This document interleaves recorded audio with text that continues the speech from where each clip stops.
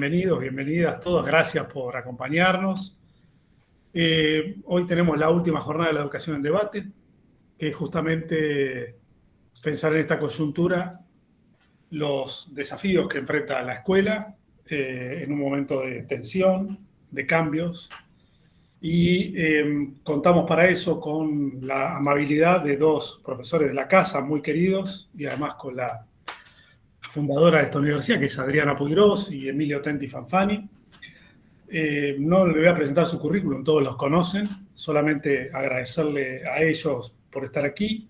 Como recién escucharon, comenzará Emilio, luego Adriana. La idea es que al final tengamos unos minutos para que ustedes puedan intercambiar alguna consulta, pregunta, comentario, que bien puede hacerse levantando la mano, escribiendo en el chat o simplemente tomando la voz del micrófono. Aprovecho para agradecer no solo a Adriana y Emilio, sino a toda la gente de UNIPE que está detrás de esto. Está por ahí Carla Maglio, está Teresa de Mesa, que ahora vive en España, pero que hasta hace poco fue nuestra directora editorial. La veo por ahí a Julia Pacín también, a Oscar Greiser, que está por ahí según acabo de ver, y se me escapará alguien, pido disculpas, pero agradecerles a todos que nos acompañan. Sin más, comenzamos. Emilio, todo tuyo. Bueno, en primer lugar, gracias. Es un gusto estar entre amigos y, bueno, dialogar. Ojalá podamos dialogar, no solamente hablar aquí, que yo tenga también la oportunidad de escuchar y aprender. Así que, bueno, hechos los agradecimientos, vamos al grano, no, tenemos poco tiempo. Mis objetivos son siempre los mismos: hacerme entender, evitar las jergas.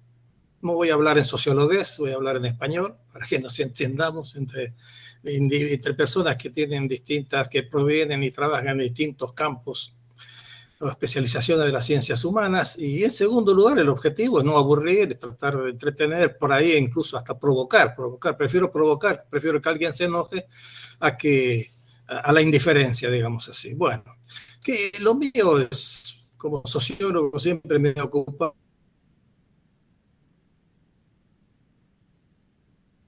de ver las relaciones entre los grandes cambios en la sociedad, en la cultura, la política,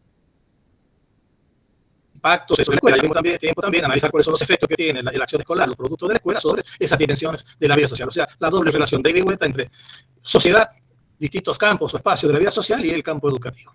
Bueno, yo creo que estamos viviendo en un cambio de época. Estamos viviendo en las sociedades occidentales, capitalistas, especialmente las de mediano y alto desarrollo, entre los cuales incluyo a la Argentina, todos los países de América Latina, Europa. Estamos viviendo un cambio de época en el sentido de que estamos viviendo una serie de grandes transformaciones sociales, económicas, políticas, culturales, que no pueden no dejar de tener efecto o de plantear desafíos al mundo de la escuela, digamos así, la educación escolar, que es la que nos interesa, no la educación en sentido amplio como autoconstrucción. Toda la vida es educación, pero vamos a referir a educación como una actividad que transcurre en instituciones especializadas, básicamente controladas por el Estado, en las sociedades capitalistas, en gran parte controladas por el Estado, financiadas por el Estado. Y en especial la educación general básica obligatoria, que es siempre el nivel que más me ha interesado a mí. Muy pocas veces me ha interesado por estudiar lo que pasa en la educación superior. Bueno, ¿cómo sintetizar? Yo voy a elegir algunas grandes transformaciones en el escenario social, político, económico, cultural, digamos. La primera podríamos decir que es como un telón de fondo y que a mí siempre me sorprende por varias razones, es el creciente proceso de concentración de los recursos sociales estratégicos básicos: el dinero, la propiedad, el conocimiento científico tecnológico complejo y el poder, el reconocimiento social, etc. Me sorprende esto porque acerca de estas cosas tenemos datos. Es decir, el capitalismo no oculta los procesos de concentración, los mide. Cada tanto aparecen en los periódicos incluso cómo los más ricos se volvieron más ricos, cómo los datos estadísticos acerca de la concentración de la riqueza son públicos, son evidentes y muestran que a lo largo de las últimas décadas ha habido un tremendo proceso de concentración, con la consecuente entonces acentuación de las desigualdades. Muchos cada vez tienen mucho, cada vez tienen más, y los y una minoría tiene cada vez menos, digamos, para decirlo en términos muy vulgares. Esto es un proceso de largo alcance. No sé cómo termina esto, pero digamos, lo que sí sucede es que estas desigualdades afectan obviamente el quehacer de la escuela. Y en el doble sentido, como lo decía antes, ¿no? Estos plantean una serie de desafíos particulares a los educadores y a las instituciones, y al mismo tiempo se pide que a la escuela se le pide que contribuya a, no digo a construir una sociedad igualitaria, pero por lo menos a achicar estas grandes diferencias que se manifiestan en la vida social. Y esto es una misión problemática, digamos así. Entonces, aquí hay una primera tensión en las sociedades contemporáneas, en el sistema escolares, que existe una especie de contradicción entre el crecimiento de las expectativas sociales acerca de la escuela y los recursos que se le asignan para poder alcanzarlos. Es decir, no voy a hacer acá digamos, un desarrollo de lo obvio de la crisis de financiamiento, del empobrecimiento de los salarios docentes, de la pérdida de atractividad de este oficio, que con todo lo que esto implica, son conocidos.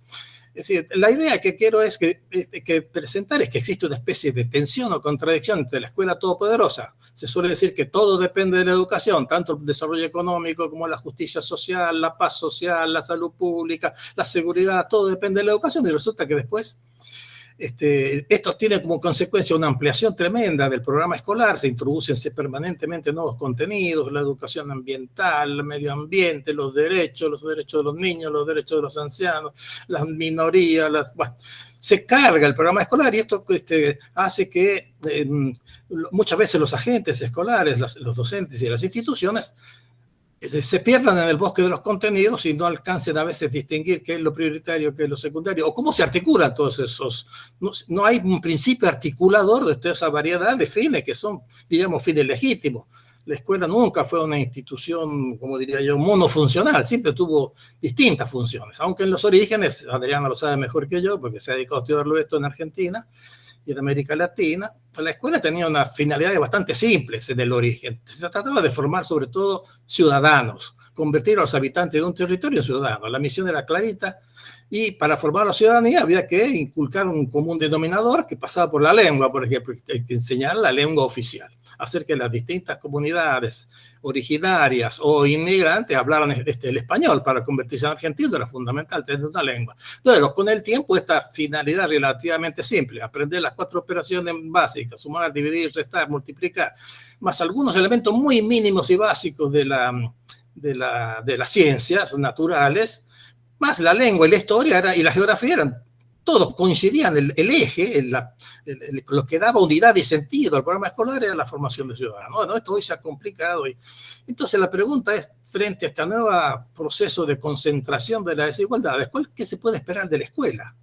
Como para que actúe como una agencia, diría yo, morigeradora, o por lo menos que pueda ir parcialmente corrigiendo, poniendo ciertas vallas a este proceso avasallante de concentración del poder, del dinero, la riqueza, la propiedad, etcétera, etcétera. Obviamente la escuela no se le puede pedir que reparta dinero, que reparta la propiedad, no puede repartir poder, no puede repartir reconocimiento social, pero sí puede desarrollar un capital, una forma de capital que es estratégica en la sociedad contemporánea, que es el conocimiento complejo. Empezando por las 2 competencias fundamentales, que son las competencias expresivas en sentido amplio. No me gusta a mí lo de lectoescritura, me parece que reduce la cuestión. El objetivo es desarrollar en las personas las distintas formas que tienen los individuos de poder expresar sus emociones, sentimientos, pasiones, intereses, demandas, imaginación, etcétera, etcétera, y hacerlo en forma oral, que esto es muy importante, en forma escrita, en forma a través de imágenes, a través del cuerpo, la expresión corporal, la música, el arte, etcétera, etcétera. Y la segunda es el desarrollo del cálculo. Este capital, que son las 2 grandes columnas de la cultura compleja moderna, sin la cual uno no puede apropiarse del resto de los contenidos de la cultura, de la física, la química. Alguien que no puede hacer lectura comprensiva, que no tiene la lógica y el cálculo, no puede aprender ni matemática, ni física, ni economía, ni sociología, diría yo, ninguna disciplina. Entonces esto me parece que es una contribución poderosa que puede hacer la escuela, una institución, porque solo la escuela puede desarrollar en forma masiva estas 2 grandes competencias. No hay familia, no hay iglesia, no hay partido, no hay redes sociales, no hay otra agencia social que pueda desarrollar sistemáticamente a todos los miembros de una generación estas 2 competencias poderosas que tienen que ver, repito, con el capital cultural. Esto puede ser una contribución de la escuela a lo que es la construcción de una sociedad menos desigual. Otra segunda contribución relacionada con esto sería explicar en la escuela, aprender por qué en los procesos de construcción, no solamente inculcar la indignación moral frente a la desigualdad, porque todo el mundo conoce, les repito, todo el mundo sabe que hay concentración de la riqueza y no pasa nada. ¿Por qué no pasa nada? Porque hay una ideología que, en primer lugar, oculta cuáles son las razones o las fuentes de la concentración. ¿Cómo fue que llegamos en la Argentina al proceso de concentración de la propiedad de la tierra?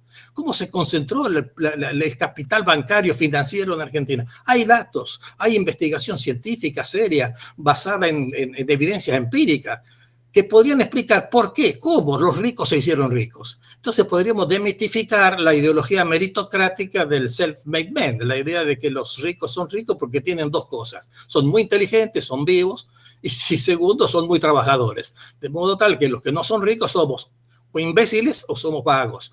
Esto yo creo que podría contrarrestarse, porque esta es la ideología meritocrática, es la que legitima las desigualdades.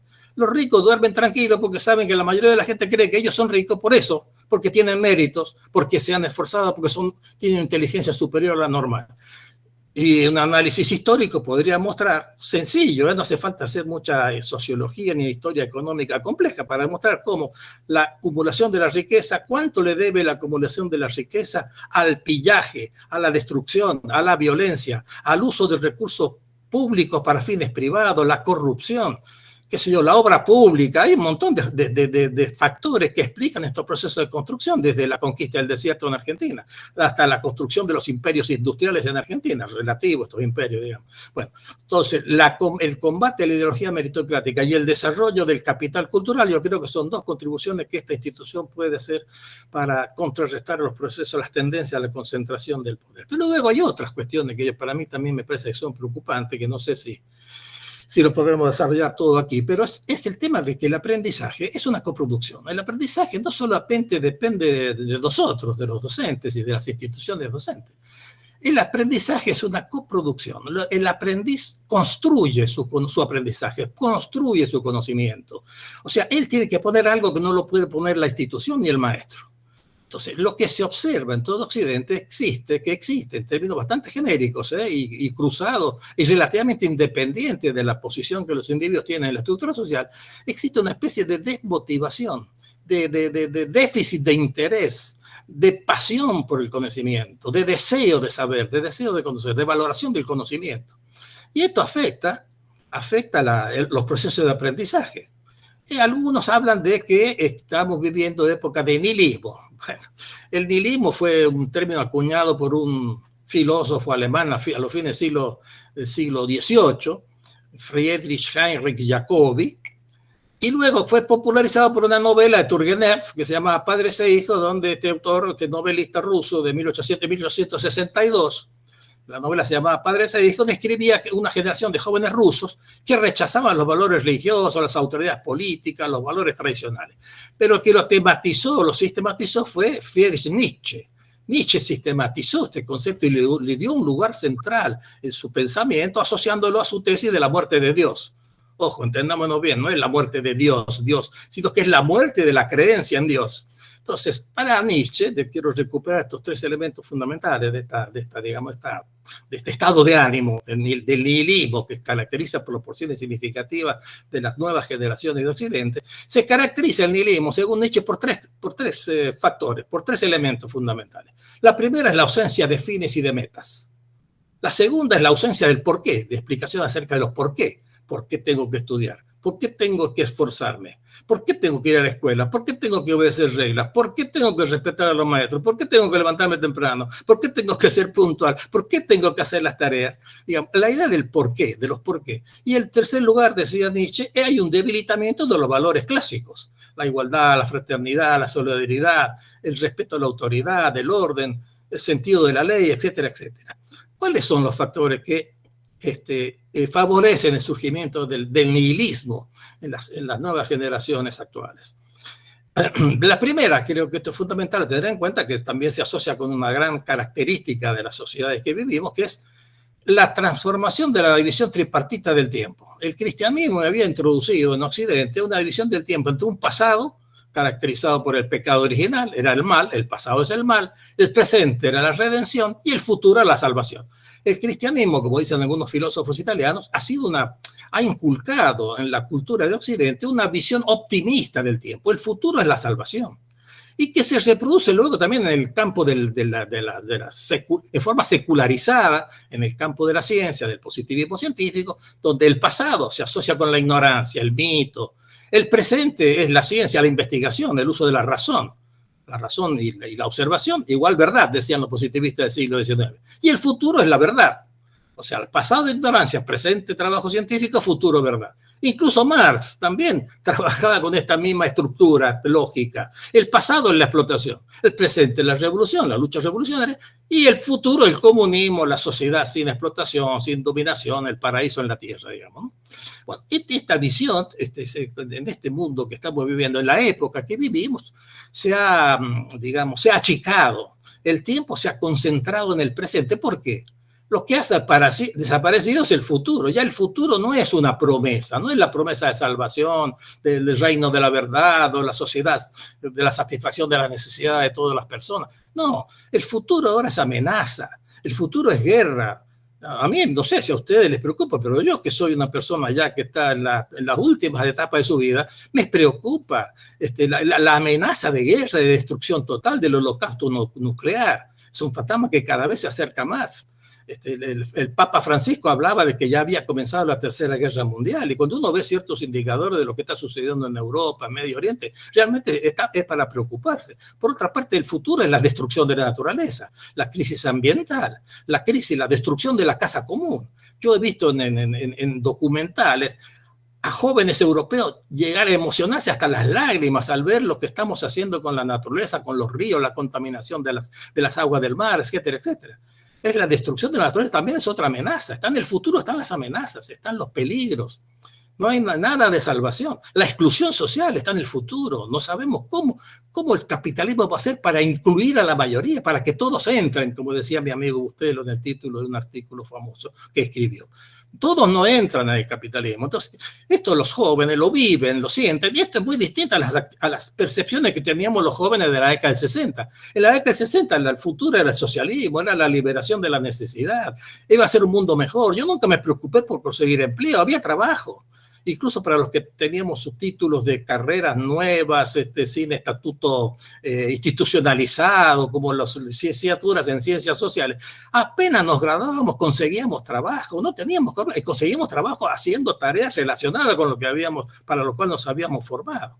Bueno, en fin, entonces todo esto hace que el futuro ya no tracciona, porque muchas de las cosas que hacemos las hacemos en función de un futuro, no en función de un pasado. Muchas de estas acciones no son el resultado de determinaciones de factores causales que nos antecedieron, que son cosas que hacemos en función del logro de ciertos objetivos. Y entonces, si el futuro pierde atractivo, si el futuro se convierte en amenaza, la disposición al esfuerzo, la disposición a estudiar, porque el trabajo, esta contribución que tienen que hacer los aprendices para apropiarse del conocimiento es un trabajo y requiere esfuerzo. Hay que calentar la silla, como se decía, ¿no es cierto?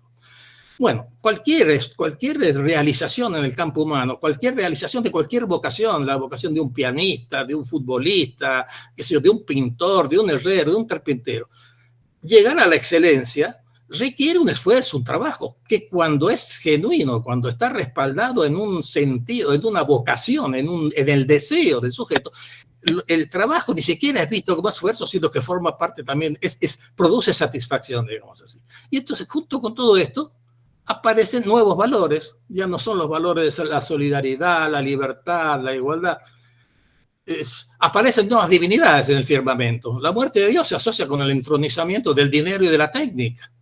Como dijo Marx, cuando el dinero crece en cantidad, cuando el dinero y la técnica se convierten en la condición de apropiación o de alcance de todos los bienes y servicios de la sociedad, dejan de ser un medio, se convierten en un fin. Es la ley de la transformación de la cantidad en calidad. Dinero y técnica son un fin en sí mismas, se retroalimentan en sí mismos. No están sometidos a ninguna finalidad ética. Su desarrollo es independiente, relativamente independiente de cualquier finalidad ética. El utilitarismo, que también acompaña justamente la centralidad de la técnica. La técnica ya no es un instrumento en manos de los hombres. La pregunta que hay que hacerse no es qué es lo que podemos hacer con estos instrumentos que se desarrollan en forma prodigiosa, sino la pregunta es, estos instrumentos, ¿qué están haciendo de los hombres? ¿En qué nos están constituyendo? No es qué es lo que nosotros hacemos con las tecnologías, sino las tecnologías, ¿qué están haciendo con los seres humanos? Esta es la pregunta que tenemos que hacernos, ¿no? Las tecnologías invaden todos los ámbitos de la vida humana. No nos damos cuenta que yo el otro día me olvidé del celular, hacía un viaje, fui a visitar a mi hijo 30 kilómetros, y me sentí un inútil. Digo, si me llega a pasar algo, yo no me acuerdo del teléfono de mi hijo, del número de teléfono de mi hijo, cosa que antes de la llegada del celular yo recordaba, tenía en mi memoria depositado los teléfonos de 3 o 4 amigos, mis hijos, mis 2, 3 o 4 amigos más cercanos. Yo salí sin celular y me sentía como que me faltaba una parte de mi propio cuerpo, digamos, ¿no? Y la técnica desvaloriza todo lo que nos sirve. El criterio de utilidad de la técnica es el criterio, de valoración de la utilidad de la técnica es la utilidad. Una técnica que no es ni verdadera ni falsa. La pregunta que uno se hace para evaluar una técnica es, ¿sirve o no sirve? ¿Es útil o no es inútil? Todo lo que no es útil, como el amor, la búsqueda de la verdad, la valoración de lo bello, la justicia, no son útiles, por lo tanto no sirven. Por ejemplo, no son campos del saber que hay que financiar. Esto está claro en todo Occidente. Justamente las ciencias humanas, las ciencias que tienen que ver con el arte, con la historia, con la sociología, la filosofía, dejan de ser financiadas porque no son útiles. Porque la pregunta es, ¿para qué sirven? Si la pregunta es ¿para qué sirven? Efectivamente no son útiles. Pero, obviamente aquí hay un criterio de utilidad muy estrecho, muy económico, ¿no? Pero bueno, de hecho, este es el criterio que sirve para valorar las cosas sociales. Por otra parte, esto se asocia con el individualismo. Un individualismo egoísta. Se concibe a la sociedad como una suma de individuos. Hay un debilitamiento de todas las instituciones, la familia, la iglesia, la comunidad, el Estado. Son todas concebidas como realidades negativas, ¿no? Que la institución es concebida como algo que impide un obstáculo para el libre desarrollo y la felicidad de los individuos, ¿no? El hecho de que haya reglas, esto impide la libertad. Hay un concepto liberista de la libertad, digamos, de un individuo supuestamente autónomo que vive al margen de las reglas, que él mismo se pone las reglas, no hay reglas sociales que cumplir. No, esto es un individualismo que lleva a priorizar las relaciones de competencia y no las relaciones de cooperación y solidaridad entre los individuos. De las 3 grandes banderas de la Revolución Francesa que están que son el cimiento, el punto de partida de la República moderna, que era la libertad, la igualdad y la fraternidad se acabó. No se habla de la fraternidad. La fraternidad se asocia a la solidaridad, a la justicia social. De eso ya está muerta, no se habla. De la igualdad menos. Al contrario, el neoliberalismo imperante valora la desigualdad como un factor que estimula a los individuos. Hay toda una serie de discursos muy formalizados que valorizan, elogian a la desigualdad, no a la igualdad. Y la libertad se entendía simplemente como libre elección.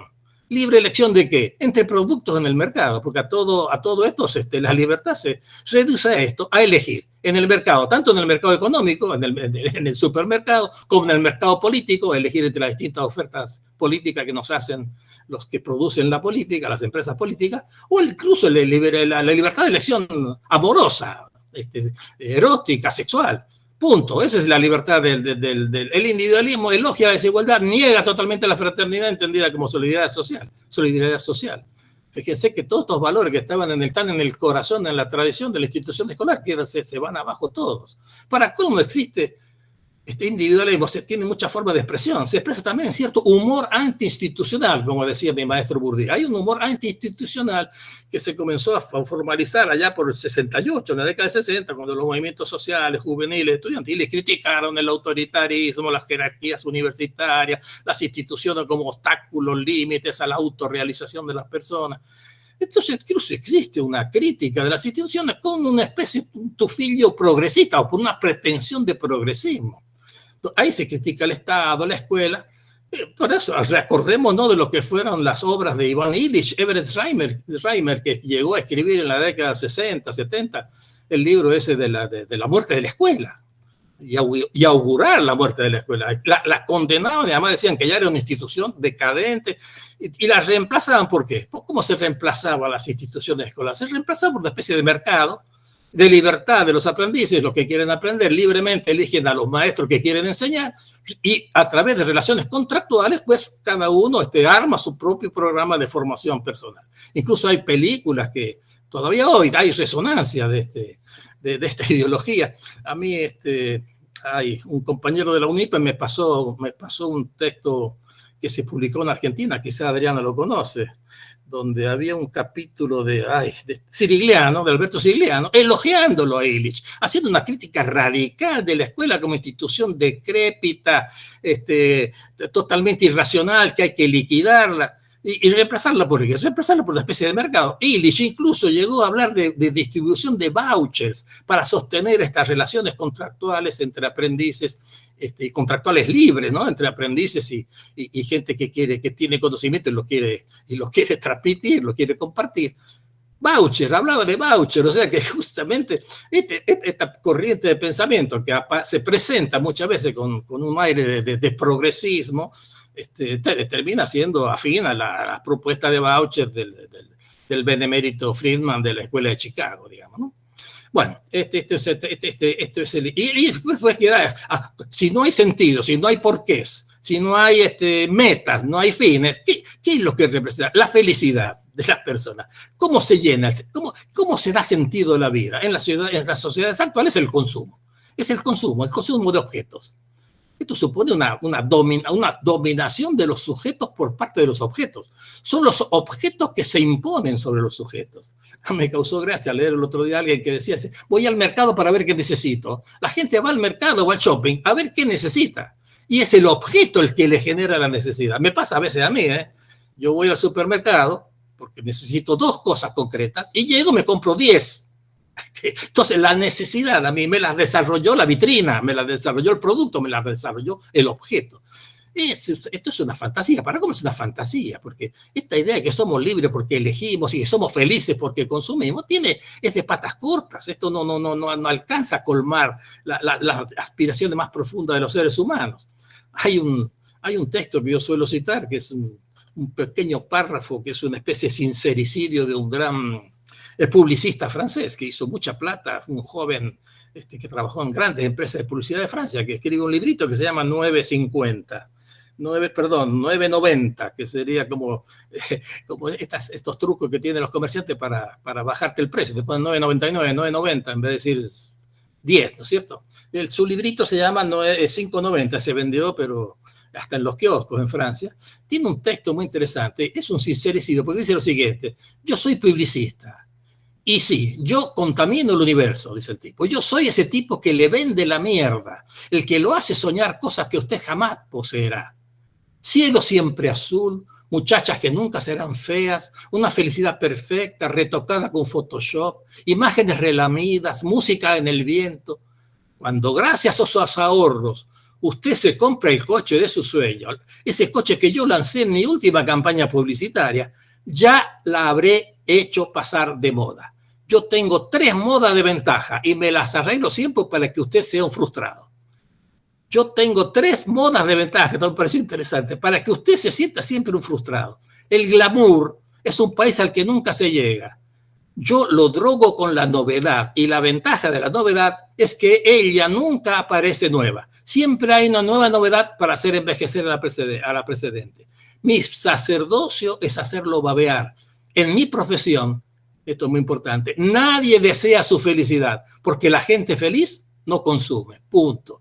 O sea, esto es lo que en el fondo es la fantasía de la libertad de elegir, de la felicidad a través del consumo, que es una fantasía que no dura para nada. Entonces, este es el tema, querido yo, que está como que en el escenario, son algunos de los grandes rasgos que caracterizan el escenario contemporáneo. Nada más me va a quedar tiempo ahora para desarrollar esta cuestión acerca de cómo tendríamos que reflexionar en el mundo de la escuela, en el mundo de la educación, para poder, digamos, inculcar otra cosmovisión, otro mundo, al mundo de la técnica, al mundo del individualismo, al mundo del consumismo, responder con otro tipo que no significa volver a restaurar las viejas autoridades, para como otra característica es la muerte del padre, como dicen los psicoanalistas. La idea de padre, que es la figura arquetípica de la autoridad. Se murió el padre padrone, como dicen los italianos, el padre que determina lo bueno, lo malo, lo que hay que hacer, lo que no hay que hacer, lo bello, lo feo, lo verdadero, lo falso. Se acabó. hay un psicoanalista italiano que se llama Recalcati que recuerda una película que no sé si alguno de ustedes vio de Nanni Moretti que se llamaba Habemus Papam y narra ¿cómo se llama? Un cónclave, había que elegir el papa, eligen a un tipo que no me acuerdo quién era, y el tipo no quiere ir al balcón, le da un terror ser papa, no quiere asumir el papel de padre y presentarse ante los feligreses reunidos en la plaza de San Pedro. El tipo no quería ir, no sé si se acuerdan ustedes, renuncia a la paternidad, digamos. Esto es un síndrome, es un síntoma de lo que es la crisis de la... Y lo mismo dice también de Francisco, es muy interesante, a mí también me llamó la atención, la primera vez creo que saluda en la plaza de San Pedro cuando es nombrado. ¿Qué dice el Papa? Y terminaba siempre sus alocuciones con la misma frase, recen por mí. Fíjense qué alteración. El Papa, que es el padre, que tiene que velar por la salvación, por la seguridad, la protección de su fiel, él pide que lo protejan, que recen por él. Esto es realmente sintomático, tiene un significado que habría que explorar. Quizás los compañeros filósofos y que tienen una formación teológica podrían encontrarle otras aristas, otros matices, otro significado a este hecho de que un papa pide a la feligresía que recen por él, ¿no? Esto es, para este psicoanalista italiano Recalcati, son como síntomas de una crisis de la autoridad paterna. Y no se olvidemos que la autoridad del maestro, la forma arquetípica de autoridad y la autoridad del padre son los hijos. Entonces, esto afecta también, eso lo sabemos todos los docentes, la idea de que este padre, esta autoridad, la idea del maestro autoridad que llegaba al aula y se encontraba todo el mundo, nos callábamos, nos parábamos calladitos, obtenía, digamos, este consenso, esta obediencia, este reconocimiento automático por el hecho de estar ahí, sentarse en el trono, en la cátedra del colegio secundario, por ejemplo. Esto ya no existe más. Entonces, hay gente que todavía quiere volver. En Argentina siempre tenemos esta tendencia regresiva. Queremos volver a ser la potencia, queremos que hay que volver a la autoridad pedagógica, hay que volver al maestro de antes, hay que volver a las normales de antes. Esta cosa es imposible, no vuelve más, esa autoridad no vuelve más. Entonces, el consejo, y esto estoy trabajándolo ahora, es que quizás el papel de la institución, el papel de la escuela y el papel de los padres es contribuir con las nuevas generaciones a desarrollar el deseo como un proyecto, el deseo como vocación en el sentido amplio de la expresión, lo cual me ha hecho repensar a mí como sociólogo esta idea de que todo es social. Es como dijo alguien por ahí, nosotros los sociólogos creemos más en la biografía que en la biología, pero obviamente que en el concepto mismo de deseo, obviamente que el deseo es social, el deseo lo impone el otro, como decía Lacan, y el otro era el orden simbólico, era el lenguaje, era la ley. Es social, pero hay algo, es un social que está incorporado, es decir, que está literalmente inscrito en un cuerpo, en una biología que tiene sus propias pulsiones también. Esto nos cuesta a los sociólogos reconocer, es un tema que me apareció en los últimos meses, digamos, me está develando un poco, digamos, ponerle límite a la ambición totalitaria del sociólogo que cree que la biología explicaría todo. Pero bueno, el tema más allá de lo que es el tema del deseo, yo creo que es importante porque se asocia con este problema que es esta ausencia de deseo que acarrea un déficit de interés, un déficit de motivación, un déficit de pasión por el aprendizaje. ¿Cómo tiene que hacer el maestro para generar este deseo? Sí, los psicoanalistas lo dicen, no es a través de consejos, hay que estudiar porque es importante, no. El docente puede transmitir el deseo a través de su propio deseo, demostrando en el aula, a través del testimonio de su propio deseo por el conocimiento. El profesor de matemática tiene que estar apasionado por la matemática, debe desear su oficio, el trabajo docente debe tener vocación en este sentido, como una actividad que satisface sus expectativas.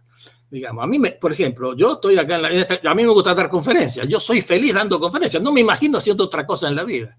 Eso tendríamos que tener docentes que están ahí en el aula y que no se imaginan haciendo otra cosa, que son felices ahí porque están enseñando, digamos. Y esa es la manera de poder, entre comillas, contagiar a sus alumnos este deseo y esta relación, incluso afectiva, que él tiene con ese campo de saber que tiene la responsabilidad de desarrollar en las nuevas generaciones. Bueno, este sería un poco el mensaje. ¿Cómo se hace esto? Es difícil.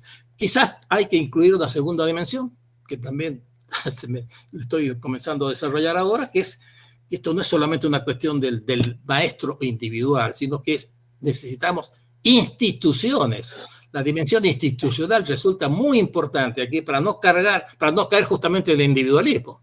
La acción educativa es una acción social, institucional. O sea, hay que diseñar instituciones que a través de sus dispositivos, sus tiempos, sus programas, contribuyan a desarrollar el deseo de aprender, la pasión por el conocimiento, una vocación. Puede ser la vocación por la carpintería, por la pintura, por el arte, por la matemática, por la física, por lo que sea, en la nueva generación. Sin este requisito, los jóvenes no van a poder lo que ellos tienen que poner para que exista el aprendizaje. Listo, lo dejo ahí. Gracias, perdón por el exceso de tiempo. No, estuvo muy bien. Hay un montón de puntas ahí. Quizás lo que vos decías, Emilio, en parte, no sé si hay que buscar una solución, pero por lo menos hay que tener claro y tener un diagnóstico y tratar de construir algunas categorías que expliquen lo que está pasando. Eso ya es un montón. Gracias por todo eso. Adriana. Bueno, primero Emilio fue brillante, ¿eh? O sea, hiciste una síntesis brillante. Yo quería, más aún, yo quería seguir escuchándote, ¿eh? Viste que cuando otro no quiere que se calle para poder escuchar, hablar, no, yo quería seguir escuchándote. Bueno. Somos jóvenes, Adriana. Tendremos ocasión de dialogar. Claro. Bueno, a ver, digamos, me es difícil sintetizar todo, pero hay 2 o 3 cosas que quiero repetir, ¿sí? Recordar de lo que al principio dijo Emilio cuando habló de que estamos en un cambio de época, y yo por mi parte había notado hablar de que estamos en un momento límite, ¿sí? Que hay que describir, de analizar, estudiar, hay que investigar, ¿sí? ¿Qué quiere decir un momento límite? Que hay una frontera entre qué y qué, ¿sí? Y que no quedarse con definiciones de las catastróficas, en el sentido de, bueno, ahora ya se entiende la historia. Bueno, esa es vieja ya. Pero para sintetizar, ¿no? Es decir, a historia, nosotros somos sujetos de la historia, ¿sí? Es decir, un desastre de momento de la historia que nos ha tocado. Es decir, pero hay historia. Y si hay historia, entonces, bueno, a ver, vamos a llegar dentro de un ratito. O sea, ¿qué pasa con el futuro? Yo voy a tratar de ir a la cuestión pedagógica, de teoría pedagógica de por ahí, que me preocupa mucho. También querría ser filósofa. Hace meses y meses que escribo algo y que me ha agarrado a la cabeza porque necesitaría saber muchísimo más de filosofía. Y esto tiene que ver con mucho de lo que decía Emilio, ¿no? Es decir, porque necesitamos tener una comprensión, imagínense qué de amplia, para entender por qué, ¿sí?, cayó la autoridad, ¿no? Es decir, ¿por qué desapareció el padre? Y entendamos eso. No estamos de ninguna manera, es decir, no tiene nada que ver con el tema de la lucha feminista, nada que ver con eso. Es el padre en un sentido simbólico, ¿sí? Es decir, el padre como sostén del conjunto, el padre como quien ayuda a nacer, ¿no? Colabora con la madre en la conexión del niño con el mundo, ¿sí? Es el que indica caminos y el que pone límites, ¿sí? Lo digo así globalmente, pero sobre eso habría mucho para hablar. Y ojo que no estoy en este momento hablando en el sentido del problema de la liberación de la mujer, no, eso es otra cosa, ¿sí? Es decir, el padre, la autoridad, etcétera, puede ser mujer, hombre, puede ser una tercera elección sexual, lo que sea. Pero también pues hablamos ahí de la institución, ahí hablamos de la caída de las religiones, ahí hablamos de la caída de las ideologías, ¿sí? Es decir, cuando fácilmente se dice la caída del muro, yo creo que se está hablando de todo eso, ¿sí? Es decir, que está hablando también del muro del Vaticano, todos los muros. Bueno, hasta el muro chino, ¿no? Miren cómo cambió China. Entonces, digamos esto por un lado. Y por otro lado, cuando Emilio hablaba de la concentración de recursos materiales, culturales, simbólicos, y yo le agregaría comunicacionales y le agregaría educativos, educacionales, ¿sí? La concentración de los recursos. Fíjense que el tema del homeschooling es el mejor ejemplo de eso, porque, digamos, el estudiar en su casa, ¿sí? Para no concurrir a esos espantosos lugares, al decir de Reimer y de Illich, he estado, miren, ahí tengo no me quiero parar para no salir de la imagen, pero ahí tengo las obras completas de Illich, ¿sí? En 2 tomos, las cosas que dice son terribles, pero son terribles porque causaron efecto y porque en la actualidad hay una corriente además vinculada con cuestiones ambientalistas, es decir, que sigue esas ideas de Illich. Entonces, digamos, lo que decía es la concentración también de la educación, ¿no? Es decir, la concentración de la educación, daba el ejemplo del homeschooling, por ahí me fui a Illich, pero el homeschooling significa que un pequeño sector de la sociedad pueda comprarle a Pearson o a cualquier otra productora de software, productora de programas, ¿sí? Que tenga fondos para comprarle para que el chico se quede en la casa y estudie. También para pagar el profesor particular cuando el chico no aprendió nada y para pagarle a la evaluadora privada, que esa todavía, voy a hacerlo bajito para que no oiga mi ley, que todavía no la ofrecieron en Argentina, pero que está muy difundida, en Estados Unidos, por ejemplo, está muy difundida.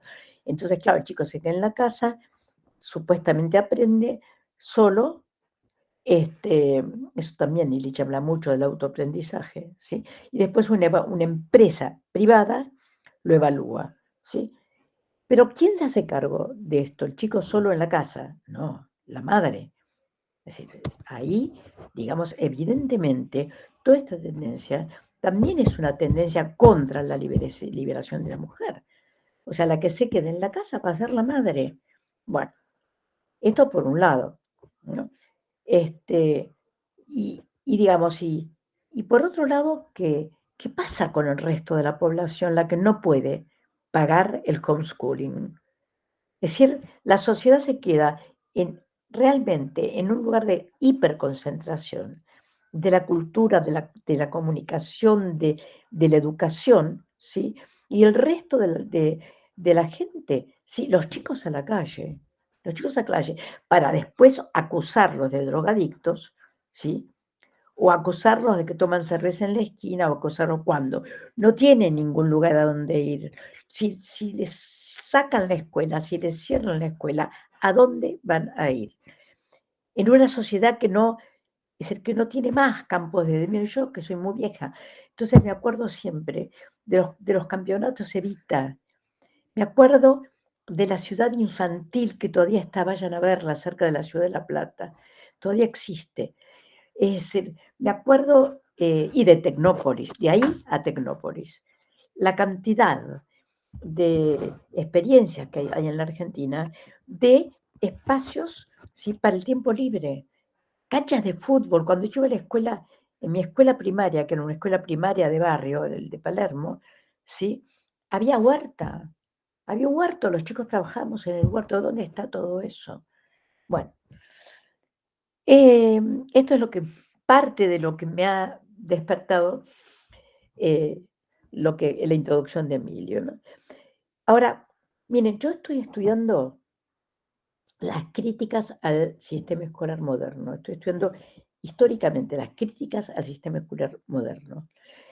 Eh, y me refiero básicamente al sistema escolar que existe más o menos desde mediados del siglo XIX. Bueno, con sus antecedentes, no importa. Pero digamos, lo que se termina a fines del siglo XIX, con las leyes Ferry, y después en América Latina con las leyes de educación pública. Pero el sistema educativo empieza a formarse muchísimo antes, tarda muchos siglos en consolidarse, ¿no? Y nosotros encontramos que hay diversos tipos de críticas, ¿sí? Que no son, digamos, que no proponen destruir al sistema, sino que algunas son interiores al propio sistema. Los socialistas utópicos, ¿sí? Es decir, algunos de ellos, como Saint-Simon, proponen una reforma del sistema educativo. Otros dicen, no, acá no se puede hacer nada porque esta sociedad no es comunitaria, vamos a fundar otra cosa, como Robert Owen, por ejemplo, que dice, bueno, vamos a hacer una escuela que se va a llamar La Armonía, y a partir de esa experiencia la gente va a darse cuenta que así tienen que ser las escuelas y se va a multiplicar sola, ¿no? Siempre fracasó. Hubo varias experiencias de esas, Fourier y otras. Ahora las escuelas Montessori, que fueron otra experiencia, pues tienen una historia negra detrás, pero ahora son un gran comercio, un enorme comercio. Entonces sí, ha habido críticas a la escuela. Ahora, eso es una cosa, hay mucho que aprender de las críticas a la escuela. No me quiero olvidar de esto, de lo que es la escuela activa, ¿no? O sea, de hecho, la escuela activa o escuela nueva o escuela del trabajo, como la quieren llamar, es una gran crítica al sistema escolar. Pero no deja de ser escuela, no deja de ser escuela.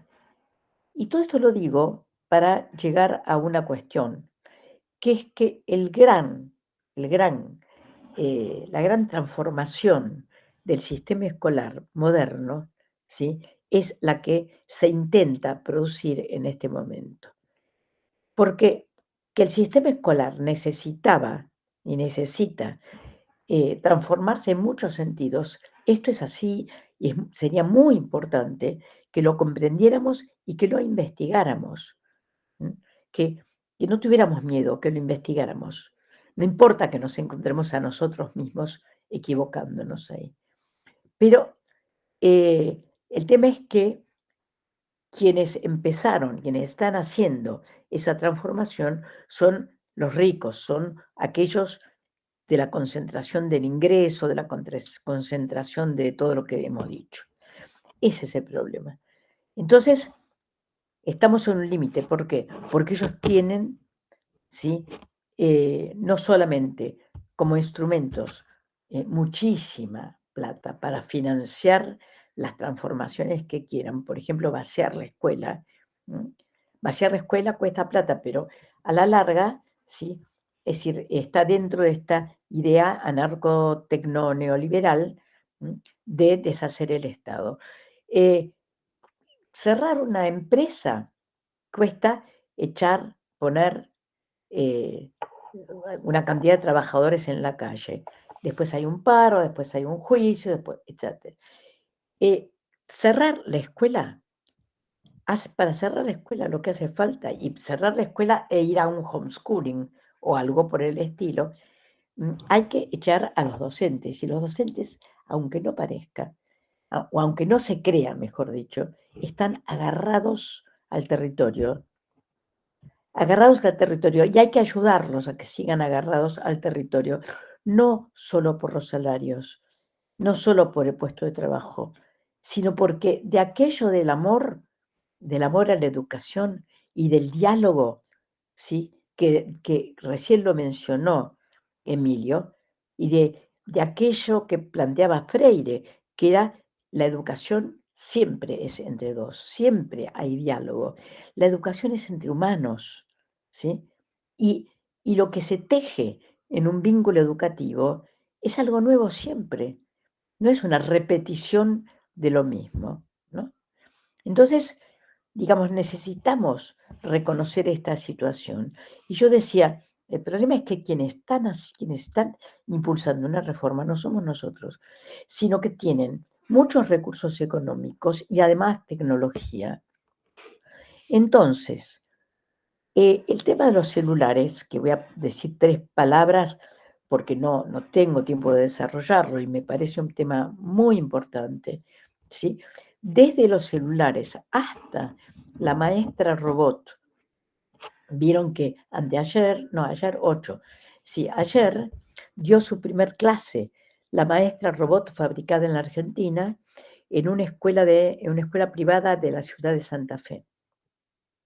Dio su primer clase, con alumnos, bueno, con todo. No es un chiste, no es para el futuro. Cuidado, porque esto es acá y ahora. Entonces, a mí me parece raro, y de repente ahora estoy leyendo un libro justamente, que es un libro, un policial de ciencia ficción, muy divertido, y me asusté muchísimo, porque dije, uy, qué cerca estamos de esto, que estamos demasiado cerca. Es decir, no van a pasar 3 siglos como de cuando se inventó la imprenta y después un señor llamado Manucio inventó la editorial, se dio cuenta que podía publicar de a miles y miles, y entonces hubo un susto de toda la sociedad, de todo el mundo, durante 3 siglos. Ahora no, ahora es de un día para el otro el cambio tecnológico.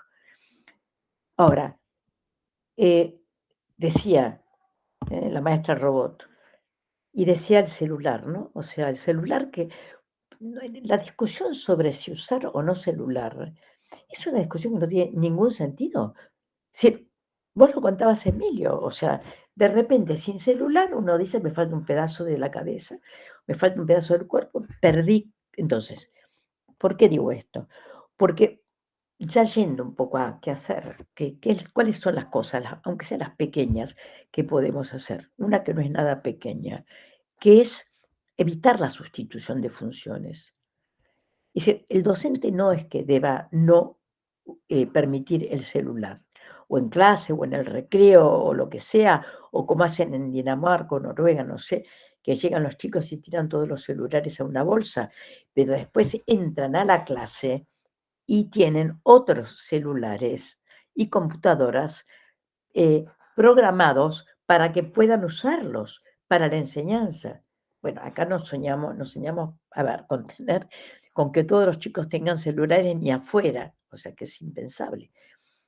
Ahora, tenemos que evitar la sustitución de funciones, tenemos que evitar que haya un aparato que sustituya funciones, porque eso tiene además consecuencias biológicas, ¿no? O sea, Benazayac es un teórico, por cierto, en el próximo número en el que acaba de salir, de la revista, voy a hacer un poco de publicidad, de la RAIE, de la revista de investigación educativa de la UNIPE, ¿sí? Hay un reportaje a Benazayac que vale la pena leerlo, ¿no? Porque él dice, bueno, es decir, causa daño, ¿no? O sea, a ver, yo, si no tuviera anteojos, podría leer. Últimamente empecé a darme cuenta que estos anteojos me hacen leer peor que ningún anteojo, ¿no? Pero ya hay una sustitución de funciones, y eso no es solamente un problema de costumbre, sino que hay un daño físico, ¿no? Bueno, y entonces acá hay algunas cuestiones que surgen, que son la importancia de no asombrarse por la nueva tecnología, no huir de la nueva tecnología, sino con los recursos que tenemos, que son lamentablemente pocos, ¿sí? Apropiarnos de la tecnología. No puede ser que nos conduzca a nosotros la tecnología, que el celular nos conduzca a nosotros cuando nosotros tenemos que poder conducir al celular. Yo lo apago el celular, un rato al día lo apago, después me dicen, ay, ¿por qué te llamé y tenías apagado el celular? Sí, lo tenía apagado y fui feliz. Entonces, aunque sea en ese rato, ¿sí? Yo le ordené al celular que se apague. Entonces, digamos, desmistificar la tecnología y no abandonar el libro. O sea, uno ve en la historia que no ha habido pasajes totales, absolutos, de un tipo de tecnología a otro tipo de tecnología en ningún momento de la historia. ¿Sí? Cuando la gente usaba libros, no había terminado con la transmisión oral. No. Y en los conventos, ¿sí? Que entraba por la ventana el iluminismo en la Edad Media, en la última Edad Media, entraba el iluminismo, la comunicación oral era muy importante, ¿sí? Y entraba la Biblia en latín, entraba en griego, bueno, y entró la imprenta, Entonces, ¿cómo no vamos a, y para tocar un tema actualmente muy sensible, en lugar de lo que hacen Argentinos por Reeducación, ¿sí? Enseñando a leer, diciendo A, B, ¿cómo se hacía? A principios del siglo, no, ya no se hacía porque esto lo critica Sarmiento en un libro que se llama, la importancia de leer es la de Freire y vale la pena leerlo, pero el libro dedicado al tema de la lectura de Sarmiento. Bueno, ¿qué tal si en lugar de eso nos sentamos y leemos un cuento con los chicos? ¿Mm? ¿Qué tal si en lugar de arrancarles el celular les permitimos que lean cuentos en el celular? Bueno, a ver, voy a terminar con esto porque ya es muy tarde. Voy a terminar con esto, que es como una síntesis. Yo tengo últimamente una adicción a leer a John Dewey y, y a la categoría experiencia, ¿sí? Creo que hay que pensar en eso. Entonces, me parece que hay que situarse, hay que tratar de situarse, ¿no? Es muy difícil situarse en algún lugar en este momento, pero bueno, historia, experiencia y el inédito viable de Freire. O sea, no aceptemos que no hay futuros inéditos. Hay futuros inéditos, el futuro no está escrito. Este es el revés de llorar porque no existe más los futuros prometidos, lo que decía, la salvación que mencionaba Emilio, ¿sí? La salvación o el progreso que nos prometió Comte y otros cuantos más. Entonces, en lugar de eso, pensar, no, ¿cómo sabemos que no hay ningún inédito, algo que no conocemos? ¿Sí? ¿Y qué tal si investigamos cuáles son las viabilidades de diferentes inéditos que imaginariamente podemos pensar? Y no solo imaginariamente, vamos para atrás. O sea, yo le estoy contando ahora, bueno, todo lo que estoy escribiendo ya lo saben ustedes, así que no va a ser novedad si lo llego a escribir. Pero, digamos, hacer una revisión de las críticas a la escuela, ¿no? Bueno, nada, se podría hablar mucho más, dan ganas, pero gracias, muchas gracias. Adriana, muchas gracias. Bueno, abrimos un espacio para preguntas, consultas, como dije antes, ahí está levantando la mano. Digo una cosa más, Adriana, y le doy la palabra. Bueno, la levantó, la bajó.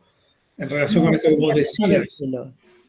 creo que está bien esta idea de pensar otro futuro, porque estamos bajo la idea de un futuro determinado tecnológicamente.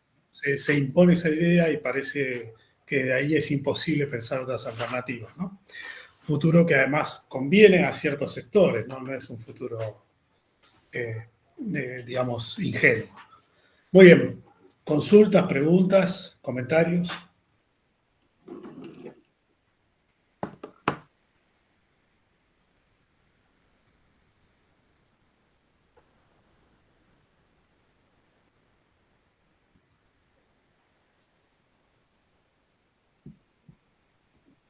Hay mucho silencio. Digo yo algo para hacerle unas consultas a ustedes. En ambos casos plantean un cierto desafío de la escuela y de los docentes para pensar más allá del presentismo. Lo decía vos, Adriana, con lo de futuro, lo decía también Emilio, del presentismo como una categoría ordenadora del presente, ¿no? ¿Cómo imaginan ustedes que un docente, una escuela, lo institucional puede encontrar una vía de salida a ese presentismo y poder imaginar otros futuros, ¿no?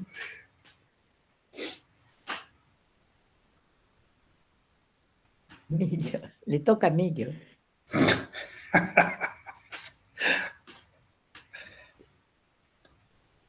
Estás muteado, Emilio, por las dudas. Fíjate que...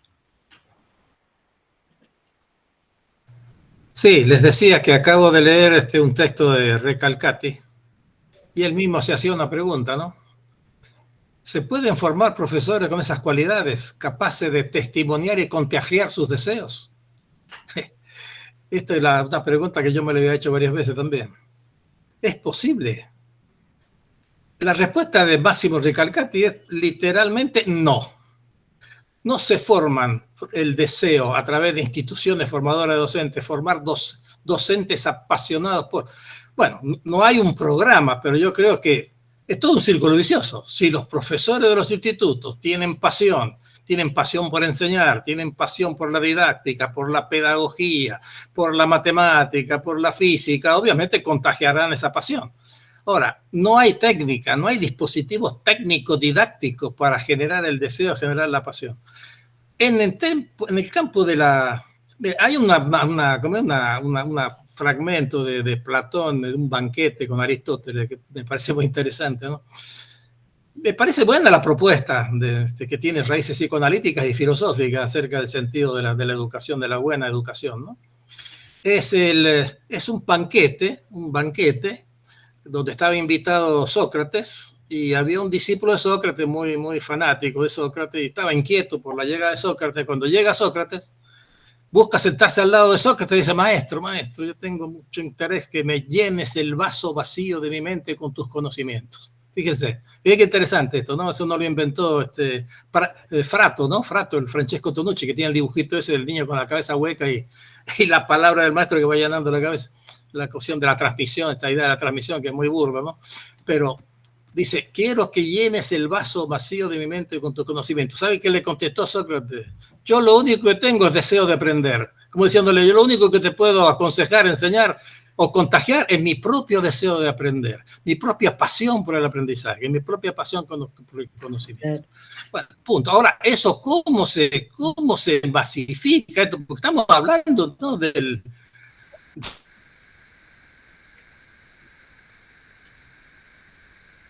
del maestro en sentido como arquetípico de la relación maestro, no, casi, ¿no? ¿Cómo se hace este nivel de formar miles y miles de docentes que el sistema se expande? ¿Cómo se hace esto? Hace una educación moral que no solamente, porque estamos habituados a las instituciones escolares, han sido objeto de muchas críticas, ¿no? Porque es burocrática, porque limita. Ustedes habrán visto la película documental ese que se llama, creo, La educación prohibida, que ya el título es enervante.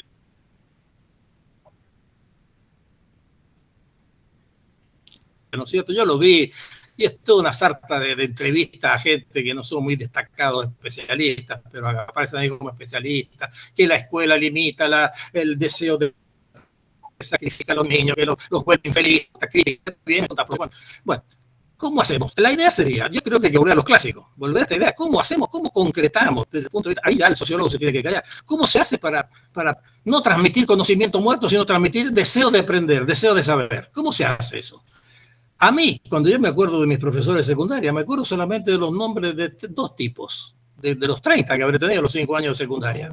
Uno, un profesor de psicología, que era el único tipo que una vez terminaba la clase y tenía la última hora de clase, salíamos conversando con él, un grupo grande, 8 o 10 tipos, seguíamos conversando con él, cruzábamos la calle frente al Colegio Nacional Agustín Álvarez de Mendoza, que está frente a la Plaza de Independencia, y seguíamos conversando con él. Él, apasionado por seguir dialogando con nosotros y nosotros dialogando con él. Ese fue uno. Y el otro fue un profesor de historia, que fue el que me orientó hacia las ciencias sociales, porque me animé a hablar con él acerca de un problema personal mío, que yo quería estudiar Derecho y no tenía plata para pagar la Facultad de Derecho, que era privada en aquel momento en Mendoza. Y el tipo muy amablemente dijo: mira, yo he visto que a vos te interesa mucho la historia, lo social, ¿por qué no te vas a averiguar? Hay una licenciatura en Ciencias Políticas y Sociales en la Universidad Nacional de Cuyo, es gratuito. Anda a hablar con el bibliotecario, que es amigo mío. Fíjate, el tipo me ayudó a concretar mi pasión. Mi demon, como decían los griegos, ¿no? Mi sentido, encontrar una pasión en algo concreto, ¿no? Dos profesores, pero dos profesores te pueden salvar la vida también, ojo. Todo el mundo tiene en su memoria un pequeño grupito de docentes que te fueron útiles en este sentido, que te transmitieron algo, que te enseñaron en el sentido literal, te dejaron una seña, te dejaron una huella, ¿no? Esto es importante. Quizás no necesitamos que todo el mundo sea así. Pero por eso yo decía en la institución, lo importante es una institución fuerte, porque la que enseña también es la institución. Y lo suelo comparar con un equipo de fútbol. o un buen director de orquesta. Un buen director de orquesta, el director es una figura institucional fundamental, el director es el equipo de conducción, digamos así. Es preferible por ahí tener maestros de calidad promedio con un excelente equipo de conducción que tener un conjunto de genios de la pedagogía, genios de la filosofía, de la educación, en una institución débil que no tiene conducción, que no tiene programa, que no tiene plan, que no tiene un director que orienta, un director que apoya, que alienta, digo, que fija metas, objetivos, fines. O sea, quizás tengamos que recurrir a una doble política de fortalecer hay que cuidar esta cosa de la docencia, porque ojo, que muchos docentes, ayer justamente tenía una conferencia yo con un grupo de docentes y estudiantes de un instituto de formación docente de un pueblito de Entre Ríos que se llama Hasenkampf, que no conoce nadie, que yo sí estuve una vez ahí dando una conferencia, donde la única oportunidad que tienen los chicos de Hasenkampf de estudiar después de la secundaria es el instituto de formación docente. Obviamente que el chico que tenía vocación por la historia se va al profesorado de historia, el otro que tenía vocación por la gestión de la administración se va al profesorado de administración, pero el tipo no es que quiera enseñar administración, no es que su pasión está en la enseñanza de la historia, él fantasea con ser historiador, el otro fantasea con ser administrador, el otro con el ser economista, y ya es profesorado en economía, ¿se entiende? Y ellos mismos reconocían que estaban obligados a eso, que las circunstancias objetivas impedían que los chicos pudieran realizar y realizarse en aquellos que ellos efectivamente deseaban y sentían que los haría felices. Entonces, por eso hay que crear las condiciones objetivas para que los que llegan al magisterio a estudiar este oficio, a desempeñar este oficio, lo hagan por elección, por vocación, porque se sientan felices, que lo hacen porque son felices haciendo eso. Esto obviamente que requiere también una política, obviamente, para, ya lo sabemos, hacer atractiva la formación docente. Obviamente no podemos pensar en que la mayoría de los docentes van a ser lo que yo llamo el madreteresismo político, la vocación entendida como desinterés, como consagración, sin esperar nada a cambio. No, es una profesión, aparte de una vocación, es una profesión. La gente es un trabajo y la gente que trabaja en la docencia vive de la docencia y tiene que vivir de esto también, ¿se entiende? O sea, no es fácil, hay que crear las condiciones sociales, materiales, objetivas, para tener docentes que efectivamente sean felices ejerciendo esa actividad. Bueno, esto para mí es no solamente un problema individual del docente, sino también un problema político, un problema de política educativa, pero política educativa mayor. Y ese capítulo de la formación docente, con un planteamiento claro acerca de cuáles son los obstáculos, los problemas, no lo veo en la agenda política. Es un capítulo vacío de las malditas o benditas reformas educativas que hemos vivido durante los últimos años en Argentina y en América Latina. Sí, brevemente. Pronunció 2 veces la palabra que a mí me parecía que faltaba, Emilio, que no faltaba, que es política, ¿no? Porque, digamos, esto no se resuelve solamente a nivel de, digamos, del docente que es capaz de transmitir el deseo, o el adulto, o el otro, que a veces, digamos, alguien encuentra su vocación hablando con otro, que no tiene nada que ver con la escuela, ¿no? Pero digamos, ese es un plano. El otro es que tenemos una sociedad desmotivada, muy desmotivada. Entonces, bueno, eso abriría otro capítulo, ¿no? No pretendo que ahora hablemos de la situación política, pero sí como título, ¿no? O sea, lamentablemente, ahora, también hay gente que dice, ¿y qué se puede hacer respecto a eso? No podemos hacer nada, bajamos los brazos. Y no es así, o sea, el bajar los brazos es una gran irresponsabilidad. Y no estoy hablando de partidos políticos, no, estoy hablando de el vínculo con los otros. Ahí entra el tema del docente, ¿sí? O sea, aunque haya un clima y una política de robarnos el deseo, porque creo que parte de la política dominante hoy, la política neoliberal nos roba el deseo. Esto tiene que ver con la economía, pero a mí me parece que con tranquilidad hay un plano en el cual para nosotros, a ver, el deseo regresa cuando uno está, ya está de nuevo en el diálogo con el alumno. No es si voy a transmitirle mi deseo, no es eso, sino que es, a ver, me gusta tanto algo, me gusta tanto, yo soy una profesor de historia, me gusta tanto enseñar historia, ¿sí? Es decir, que le comparto mi gusto, es decir, con otro, ¿no? Yo creo que es por ese lado. Quería decir una cosa más sobre esto, pero se me fue. En definitiva, digamos, sí, ya sé que era, bueno, en definitiva el gusto por la vida, pero lo otro que iba a decir respecto a la formación docente es que para mí la manera de acercarnos a que un docente pueda amar su trabajo es que vayan a trabajar con los chicos. Es decir, que no estén en los institutos de formación docente encerrados, sino que vayan, que estén en contacto con los chicos, ¿no? Es decir, que alfabeticen, que enseñen lo que saben, etc. Eso me parece muy, muy importante.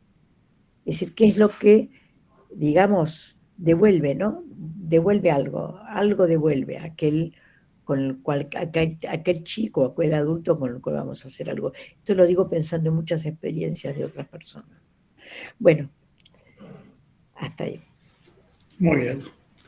Bueno, ya estamos sobre la hora. Yo no me queda otra cosa que agradecerles enormemente a ambos, a todos los que nos acompañaron hasta acá.